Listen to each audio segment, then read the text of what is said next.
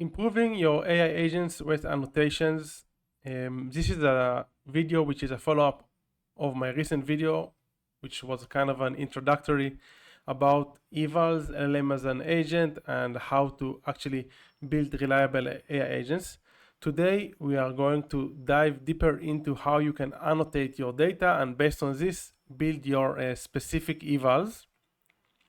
Now, in the recent video, I discussed evals at a high level, and I'm going to cover a bit of the basic, assuming that you haven't watched the recent video, and then we will dive deeper into a few examples. So, as you probably know, the biggest tension in building agentic workflows is on one hand, you want them to be flexible, you want the agents or the LLM to be dynamic, and you don't want to think about everything up front, and you don't want to put many guardrails. You just want to trust the LLM. But on the other hand, there is a lack of reliability, and many people don't build agentic workflows into production, only in demos, because at the end of the day, they don't feel that the agents are reliable.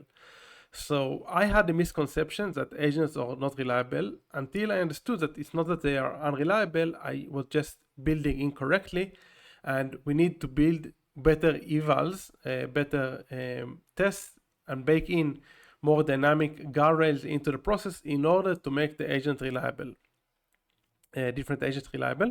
And another important factor to take into account is when you build in eval-driven development, so you build the evals first, and only afterwards you build the agents, they are more adaptable. Your whole process is more adaptable since the models are going to change constantly, and many different things in this technology are going to change.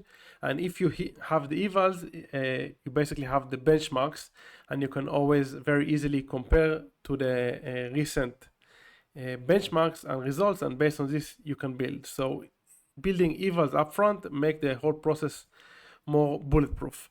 Now we have different types of evals. We have more like generic evals, assertions, conditions, so you just check whether or not the schema is valid, that the correct tool was called, that we got the correct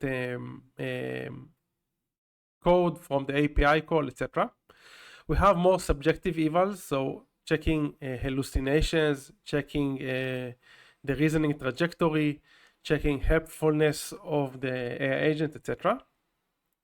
And we also have evals that are specific for different use cases, and these are the most important evals in my opinion. So obviously you need to have all the generic evals, any like conditions, any guardrails that you want to bake into the process, and also subjective evals that are important in any type of workflow, so hallucinations, etc. But then you also need to add custom specific evals for your solution. So let's assume that I have an AI agent that is doing prospecting and is supposed to do cold outreach email. So I've generated over here 20 different cold outreach templates. And what I'm going to do, I'm going to go over all of them as if they were generated by the agents, although I just generated them with an LLM. And I'm going to provide my feedback. And first of all, I'm going just to provide free flow. Basically, I'm just going to provide my honest feedback about each one of these cold email outreaches. Then I'm going to use an LLM to categorize all these feedbacks, and then basically based on the different categories we will be able to build evals. So let's just get started. Let's do like this. Perhaps we can do, let's see if I can wrap this. I don't remember how to do this.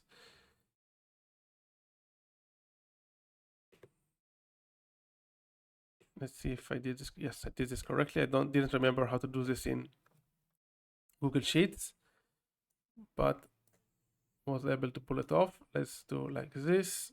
Okay. So let's start reading and just provide feedback.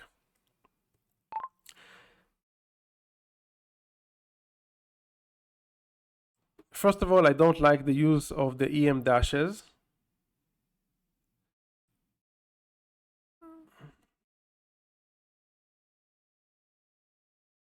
I like the use of specific numbers that are not that look more relevant.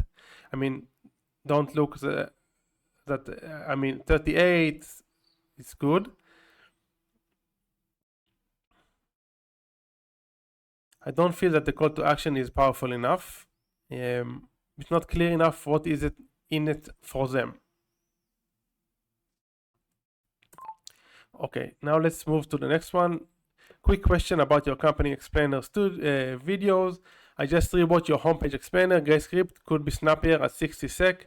At FrameForge, we specialize in trimming runtime without losing the story, adding branded motion to keep viewers hooked. Brands like Reference Client Report 27 higher conversion. Open to a quick call to see if we can shorten your explainer video for a fit. I don't exactly understand the value proposition. It feels like a lot of usage of buzzwords.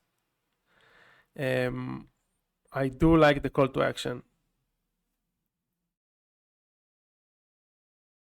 The subject line is a bit generic. Moving next. Boost your next campaign ROI with pro edits.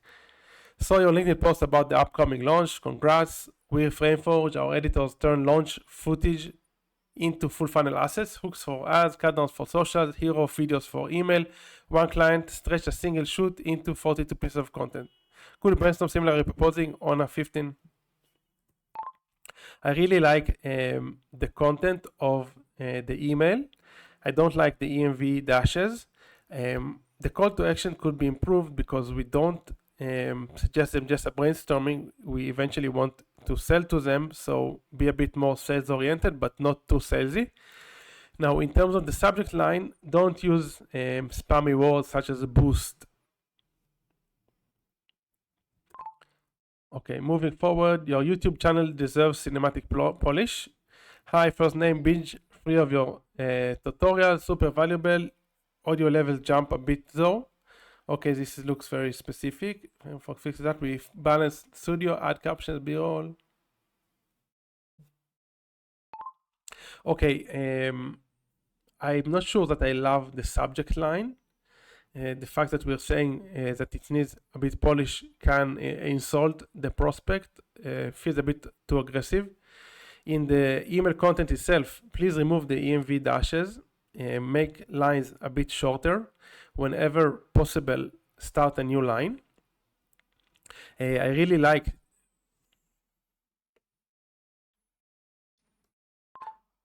let's keep on going. I really like what you did there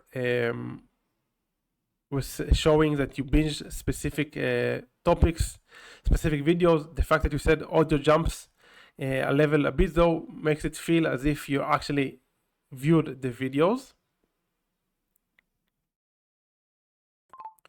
Let's do another 2 and then move to the next phase. Love the webinar, want 10 more assets from it. Caught your recent webinar on topic, excellent insights. Most films leave that gold as a replay. FrameForge slices webinar into highlights, reels, quote, cards. I really like also the subject line and also the actual text of the outreach. Remove the EM dashes. Make sure you start a new line every time, and also perhaps a bit more social proof. So share what is the expected result or what happened with a recent customer of ours. Okay, so now let's assume that, and this is very important, but I don't want to waste your time. So let's assume we did this for 20. You should stop annotating at the moment that you feel that you're starting to repeat yourself. But I don't feel that I started to repeat myself, and I don't feel that these outputs are just more of the same. But for the sake of the video, let's pause right here. Now, what we can do here is let's just take all these feedbacks, and paste them into ChatGPT and ask it to categorize them. We can even use O4 for this. I have the following feedbacks from different cold emails that were generated by my cold outreach AI agent. I want you to go over all of the feedbacks and suggest different categories. Be as specific as possible. So don't group by anything, and maybe afterwards we will decide to group by. So what I meant here is basically I don't want it. Let's see if it copied everything. Let's see.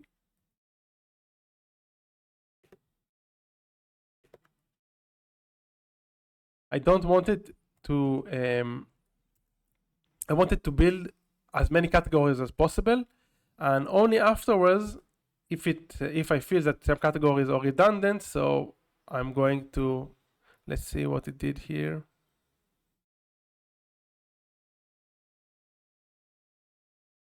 I'm not sure that it copied everything. Well, it did. Okay, because I didn't do too many. Anyway, let's see what it does. Here are the categories.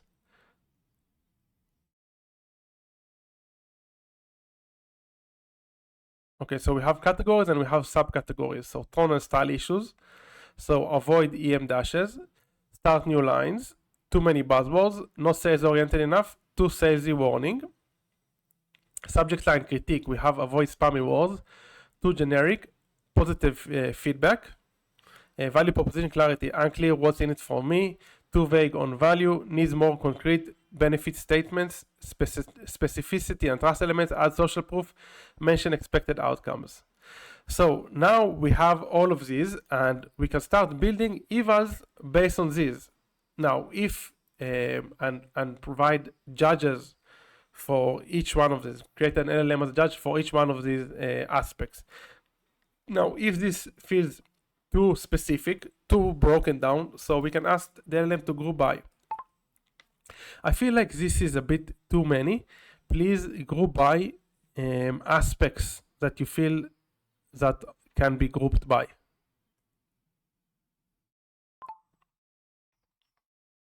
Okay, so here's a condensed version of the feedback. Let me make this larger. Okay, so tone and style, avoid EM dashes, start new lines for better readability, avoid buzzwords, keep the language grounded and natural, balance tone, clarity or value proposition, call to action strengths, personalization and relevance, subject line effectiveness. Now, we can decide that we build evals for each one of these 5, for the tone and style, the clarity and value proposition, the call to action, the personalization and relevance, and the subject line effectiveness. So we can build one eval for each one of them, one judge. And the judge can take into account all of these. On the other hand, we can break it down. Now, there are pros and cons for breaking this down, because if you're going to break down, so the judge is going to be more precise, but on the other hand, this is going to be more expensive and more latency. So, you know, it's a trade-off that you need to decide whether or not it's important enough to have a judge that is specific for the use case. Now, let's ask it. Awesome. So maybe we can generate an AI agent which will act as a judge for each one of these 5 categories. Please write a prompt for each one of these categories that will explain the AI agent how to judge a specific cold email. As you can see, I'm not even fixing anything in terms of grammar or spelling mistakes.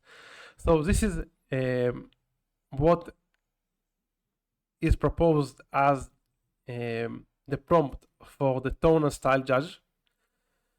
So let's make this, let's copy this. Never mind. You are an expert copy editor, focus on cold emails, judge the tone of the email below. Your job is to make sure the writing is clean, human, and persuasive. Specifically, remove or suggest alternatives to EM dashes, ensure line breaks are used for scannability, highlight any buzzwords of vague phrases that we can trust, evaluate whether tone is too casual, provide a short verdict, a line of problematic phrases or sentences, a tone rating from 1 to 5. Here is the email. So this is one alternative. Obviously, we have more judges that were created over here. So we can generate the evals or the automation that will write, first of all, over here, LLM as a judge, feedback, and this can be like long, like the whole thing. So let's give an example over here.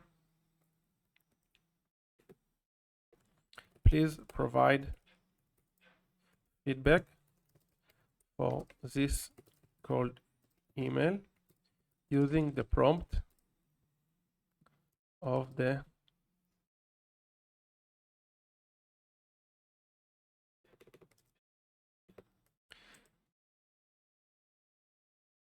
let's see what it does.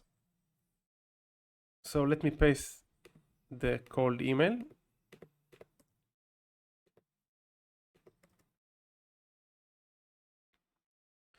So here's the verdict: clear and professional overall, but it's too polished in places. EM dashes and special characters like arrows slightly detract from the natural tone. Minor tweaks can make it feel more conversational and less templated. So we can generate it over here. Obviously, everything can be generated with Python. I'm just showing you the process. Here are problematic phrases or sentences.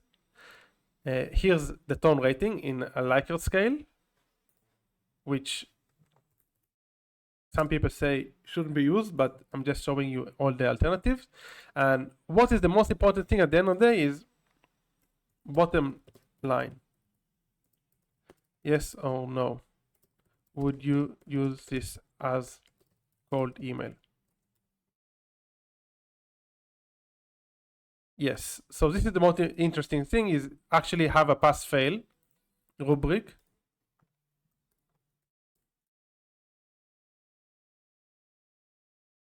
And this can be obviously generated automatically. And once you have a pass-fail rubric, you can just filter out all the generations that are a pass and use them, or those that failed, you can ask the LLM or the agent to provide a feedback and iterate on this. Sorry, so I just had a delivery coming and it had to pause the recording. Anyway, so once you have this pass-fail, you can decide what you want to do. Next, an alternative is asking the agent to reiterate and produce better output based on the feedback that was provided over here, for example. So after you have these, you can basically decide that you want to, you can basically start building the AI agents with the evals, all the categories of the evals, even before, sorry. So once you do a few of these and you get an understanding of what exactly is important for you when writing a cold email or whatever the function that the AI agent is supposed to fulfill, you can go back to, first of all, adjust the prompt, because basically after viewing the data and analyzing the data and doing like this error analysis, you get a better understanding, a clearer understanding of what you're trying to achieve and how should the prompt be like. So for example, it makes a lot of sense for me to come to the prompt that I've used in order to generate these cold emails and say upfront, don't use EM dashes, or make sure that it's very clear what's in it for them, because I've noticed that in many of these outputs, the value proposition isn't clear, or there are too many EM dashes. So after doing this analysis, it gives you a lot of a clear understanding of how to generate, actually how to write the prompts. Now what you can do next is, instead of doing this manually, not many, but some people are starting to build their own annotation tools, which allows them to more effectively go over the output and the traces. Traces are basically the whole conversation, that the AI agent has with the customer. So you can come here to Firebase Studio, which I've been using a lot recently. Obviously, it's not a substitution for Windsurf, but I like it because it builds very beautiful front end. Help me build a very intuitive and user-friendly annotation tool. I want to be able to upload a CSV with cold email outreaches and then have different types of labels such as clarity, style, tone, clear value proposition, etc. And I want to be able to scan each one of these cold emails that was generated by the AI and label them. So let's see what it does. By the way, this is a Firebase Studio. For those of you who don't know, it's kind of similar to Bolt or Lovable. It is a solution provided by Google. Now let's see what it does. And obviously, this is just an example for cold email outreach, but this could be relevant for any other type of AI agents. Let's prototype this app. Might take a few seconds, so let me pause the video for now.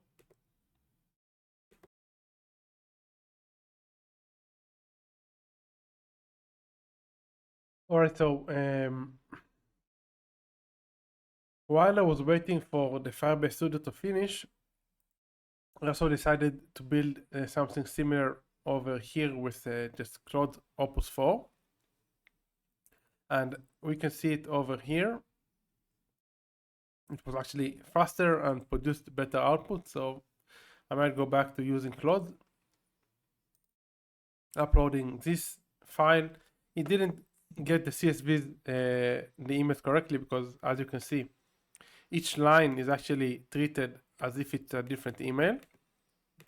But obviously I can fix this with a very fast adjustment to the code, to the prompt over here. And here we have different annotation labels. I didn't even provide these annotation labels. They provided up front. So let's say we have this cold email over here. Hi, heard you filmed customer testimonial last month, but there's unused goal, etc.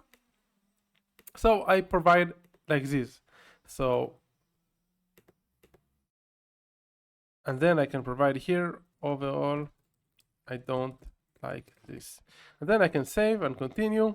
Annotations are saved, and I can eventually export all the results. Over here we have a progress bar, and this is only one shot. I didn't even provide detailed instructions. Let's see.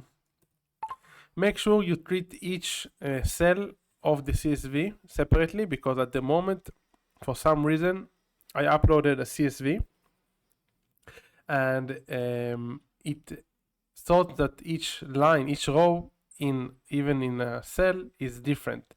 So make sure to only read the headers that are called email, and from them list all emails. Furthermore, add a bottom line pass or fail label.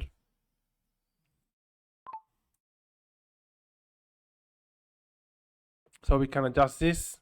It's already written, it's already called email, so it's going to update this. It will take a few minutes or seconds, and then we will have our own annotation tool. And this annotation tool is useful for anyone on the team, because let's say you have a customer support AI agent, and you also have customer support reps that are going over the agent every week or every day.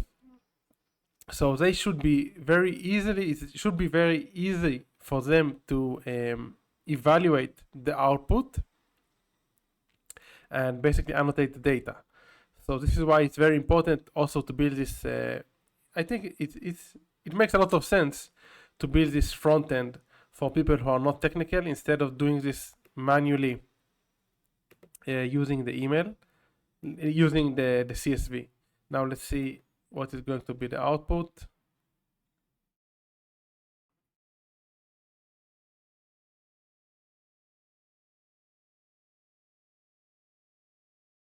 Let's see status over here.